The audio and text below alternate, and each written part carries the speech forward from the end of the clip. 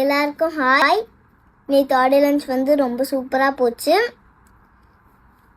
நான் speech prepare பண்ணியிருந்தேன், என்னால் பேச முடியல, டைம் இல்லை. அதனால இப்போ நான் அதை இங்கே பேச போகிறேன்.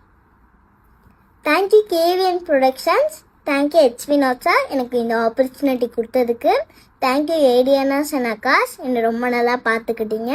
Thank you Sudhan master and team for this best moment with Vijay மாமா.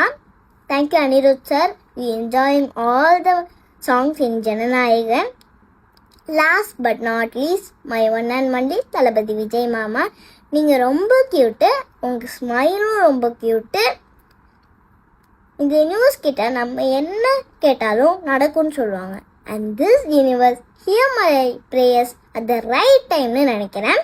உங்கள் கூட பேசினது, நடித்தது, டான்ஸ் ஆனது எதுவுமே நல்லா மறக்க முடியாது. அஸ் அ ஃபேன் கேர்ளாக இதை விட என்ன பியூட்டிஃபுல் மெமரிஸ் இருக்க முடியும் சொல்லுங்கள். இதுதான் என்னோட லைஃப் டைம் செட்டில்மெண்ட் மூமெண்ட்டாக இருக்கும். Not one last time, you will be our forever Thalapathy. I love you Vijay மாமா. தளபதி விஜயோட ஜனநாயகன் படத்துல சைல்டு ஆர்டிஸ்ட் லிதன்யா நடிச்சிருக்காங்க.